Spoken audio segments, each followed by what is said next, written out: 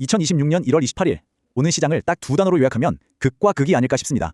한쪽에선 역대급 실적 파티가 열렸는데 다른 한쪽에선 정말 힘든 시간을 보냈죠. 오늘 공시된 숫자들, 그 속에 숨은 한국 자본시장의 현재와 미래를 한번 펼쳐보겠습니다. 자, 오늘 우리가 짚어볼 이야기들인데요. 먼저 시장을 완전히 압도해버린 반도체 이야기부터 시작해서요. 이 엄청난 이익이 주주들한테 어떻게 돌아갔는지, 그리고 미래를 위해선 또 어떤 투자를 하고 있는지 따라가 볼 겁니다. 물론 좋은 소식만 있는 건 아니었죠. 힘든 기업들 이야기도 들어보고 마지막으로 이 시장의 판 자체를 바꾸려는 새로운 규칙들까지 오늘 나온 핵심들만 쏙쏙 뽑아서 정리해드릴게요.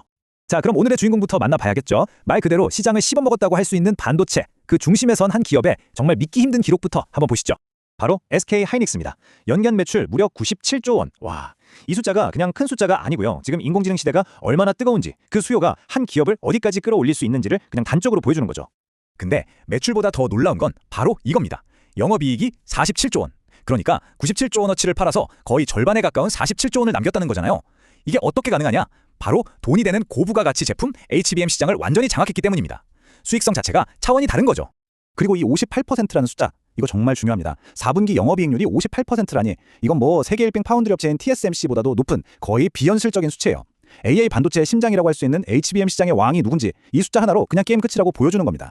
물론 SK 하이닉스만 잘 나간 건 아니었어요. 현대모비스, 처음으로 매출 60조 원을 넘겼다는 대기록을 세웠고요. 그리고 정말 오랫동안 고생했던 LG 디스플레이, 드디어 4년 만에 흑자로 돌아섰습니다. 정말 반가운 소식이죠? 시장 여기저기서 꽤 긍정적인 신호들이 많이 보인 하루였습니다. 자, 그럼 기업들이 이렇게 돈을 많이 벌었는데 그 돈을 다 어디에 썼을까요? 우리 투자자들 입장에선 이게 제일 궁금하잖아요. 그래서 나한테 돌아오는 건 뭔데? 바로 이어서 역대급 주주 환원 정책들 한번 살펴보겠습니다. 와, 오늘은 정말 주주들을 위한 날이라고 해도 과언이 아니었습니다. 특히 삼성물산이나 SK 하이닉스 같은 큰 기업들이 그냥 배당금 좀 더 주는 수준이 아니라 가지고 있던 자기 회사 주식, 즉 자사주를 아예 없애버리기로 했다는 게 중요해요. 이게 무슨 뜻이냐면 시장에 돌아다니는 주식 수를 확 줄여서 남아있는 주식의 가치를 직접적으로 높여주겠다는 거거든요. 우리나라에선 정말 보기 드문 아주 강력한 주주 친화 정책입니다. 자, 여기서 투자자들은 재미있는 고민을 하게 됩니다. 사면철강이나 기아처럼 지금 당장 배당금 많이 주는 회사에 투자할 것이냐, 아니면 LG화학처럼 배당을 좀 적더라도 그 돈으로 미래에 투자해서 회사를 더 크게 키울 곳에 투자할 것이냐. 기업들의 전력이 이렇게 엇갈리면서 투자자들에게도 선택지를 주고 있는 거죠. 자, 지금까지는 시장의 밝은 면을 주로 봤는데요. 잠시 뒤에는 이 화려함 뒤에 가려진 그림자도 한번 들여다볼 겁니다. 그 전에 오늘 내용이 유익하다고 생각되시면 잠시만 시간을 내서 구독과 좋아요 한 번씩만 눌러주세요. 저희가 계속해서 시장의 핵심을 놓치지 않고 전달해드리는데 정말 큰 힘이 됩니다.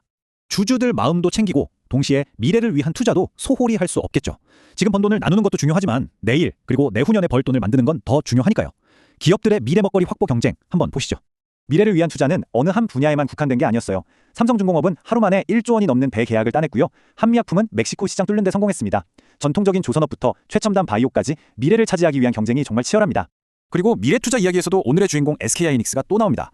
14조 4천억 원. 이건 그냥 공장 하나 더 짓는다는 차원의 얘기가 아니에요. 지금 미국과 중국이 기술 전쟁을 벌이고 있는 그 한복판, 미국에다가 우리 반도체 기지를 짓겠다는 이건 정말 거대한 전략적 베팅입니다. 이 투자의 핵심 키워드는 바로 공급망 안정입니다. 혹시 모를 사태에 대비해서 미국 본토에 생산 기지를 딱 박아두는 거죠. 그러면서 지금 HBM에서 누리고 있는 1등 자리를 다음 세대 메모리, 낸드까지 쫙 이어가겠다는 아주 치밀한 큰 그림인 겁니다. 자, 그런데요, 이렇게 화려한 성공 이야기만 있었던 건 아닙니다. 그 뒤에는 아주 짙은 그림자도 있었어요.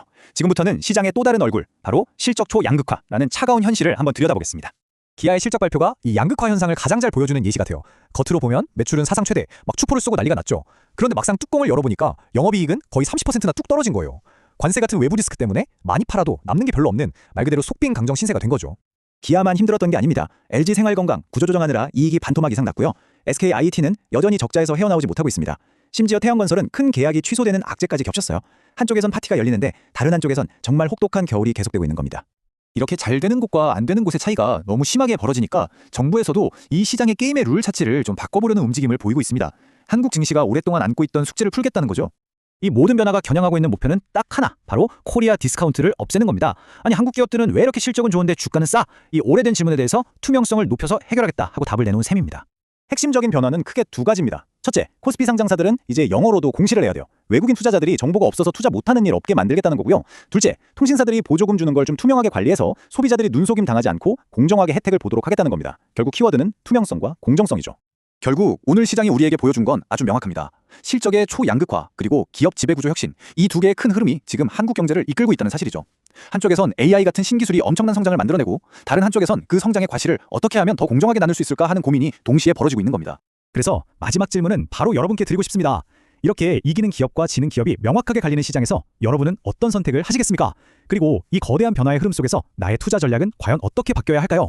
한 번쯤 깊이 생각해볼 문제입니다.